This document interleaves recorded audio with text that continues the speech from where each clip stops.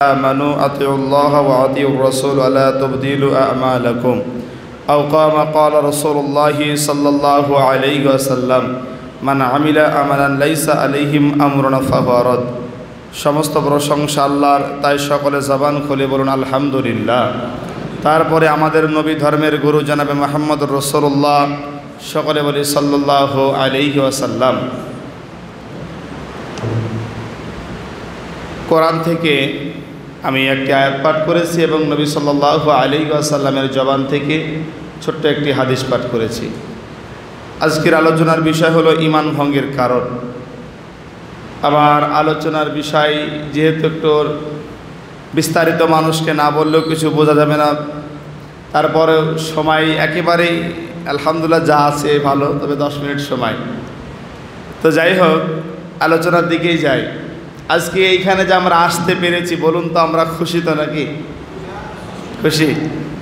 আসলে মূলত এখানে আমরা এই মানুষ করা না, একটা গোটা সমাজ, কেউ হয়তো গোটা সমাজ, কেউ হয়তো গোটা পঞ্চায়েতের ভিতরে। কথা বুঝতে পারলেন? তো বিষয়টা হলো ভাইজান, আমরা সকলেই মুসলমান যারা নামাজ পড়ি, যারা অন্তত 5 ওয়াক্ত নামাজের জ্ঞান রাখে, মানুষগুলা ওযু ভঙ্গের কারণ জানি, সালাত ভঙ্গের কারণ জানি, কিন্তু ঈমান ভঙ্গের কারণ আমরা জানিনি বা শেখার চেষ্টাও করিনি। যেমন ওযু যদি নষ্ট হয় তাহলে তার সালাত হবে না, আর সালাতের ভিতরে যদি সালাতের কোনো একটা রুকুন ছেড়ে যায় তাহলে সালাত বাতিল হবে। এইটা আমাদের মোটামুটি জ্ঞান আছে। কিন্তু ঈমান ভঙ্গের যে কারণগুলো আছে, আমি তো বলি প্রতিটা মানুষকে ঈমান ভঙ্গের 10টি কারণ লিখে তার মানি ব্যাগে টাকার মতন করে যত্ন করে রেখে দেওয়া দরকার। কারণ জানেন, আপনার মূল সম্পদ হচ্ছে ঈমান, আর ঈমানটাই যদি নষ্ট হয়ে যায় তাহলে আপনি পরকাল হারাবেন। তো যাই হোক ভাইজান, ঈমান ভঙ্গের 10টি কারণ আব্দুল্লাহ ইবনে ওয়াহ্হাব রাহমাতুল্লাহি আলাইহি উল্লেখ করেছেন। সর্বপ্রথম যেটা কারণ, সেটা হচ্ছে আল্লাহর সাথে কাউকে শরীক স্থাপন করা।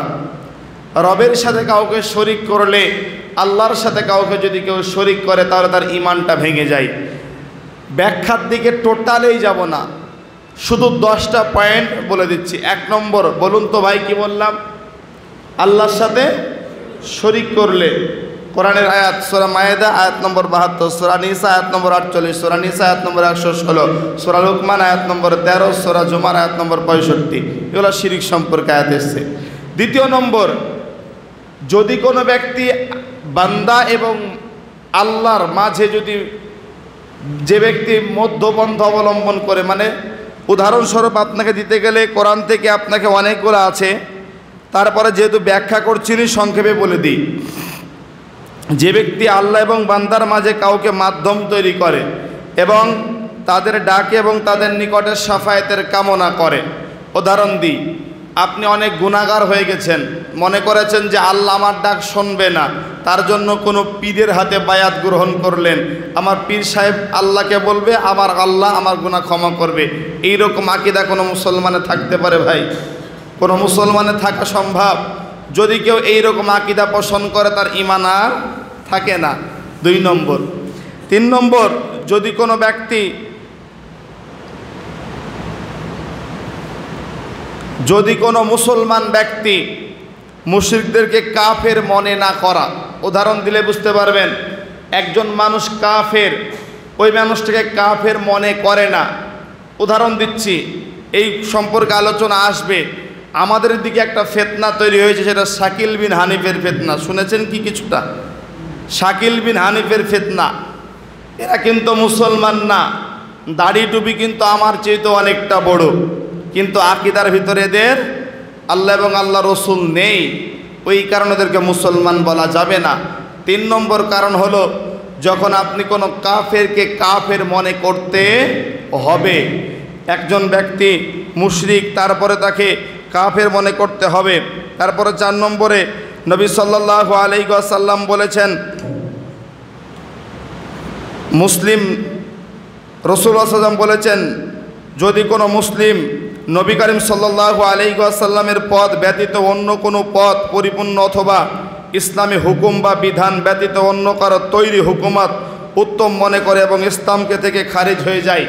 উদাহরণ দিই, আল্লাহ রসুল সাল্লাল্লাহু আলাইহি ওয়াসাল্লাম যে দিন ধর্মটা দিয়ে গেছেন, বলুন তো এই দিন ধর্মটা আমাদের পূর্ণাঙ্গ না অপূর্ণাঙ্গ? সম্পূর্ণ তো, তাই তো? আল্লাহ রসুল যেদিন আরাফাতের ময়দানে ভাষণ দিয়েছেন, ওই দিন বলেছিলেন আজকে তোমাদের জন্য দিনকে পরিপূর্ণ করে দেওয়া হলো। এই দিনে অমুক ব্যক্তি এসে হয়তো কিছু পরিপূর্ণ করবে তা নয়, এই দিনটা পরিপূর্ণ। আল ইয়াউমা আকমালতু লাকুম দীনাকুম, এই দিনটা পরিপূর্ণ করা হয়ে গেছে। কথা বুঝে আসতো তো নাকি? তারপরে দেখুন 4 নম্বর গেল।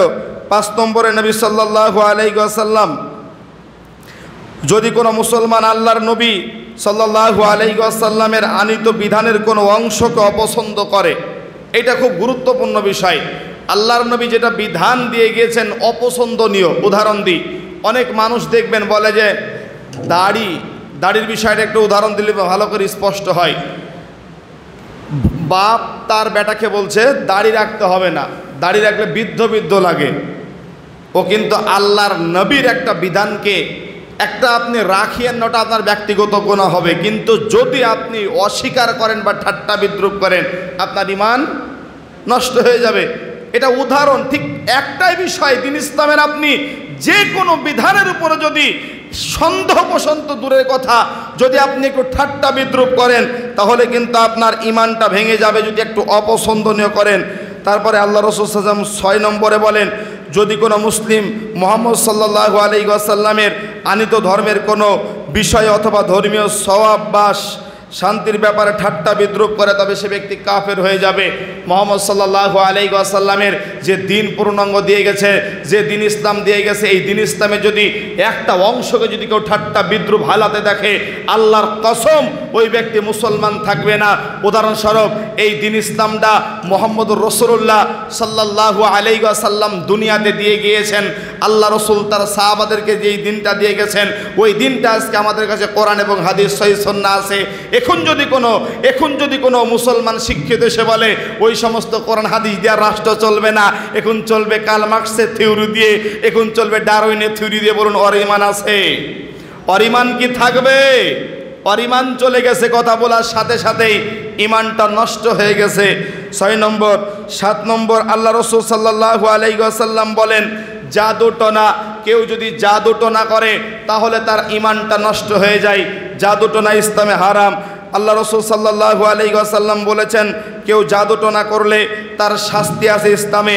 8 নম্বর মুসলমানদের বিরুদ্ধে মুশরিকদেরকে সাহায্য সহযোগিতা করা, মুসলমানদের বিরুদ্ধে মুশরিকদের সহযোগিতা করা যদি কেউ করে তাহলে তার ঈমান ভেঙে যাবে।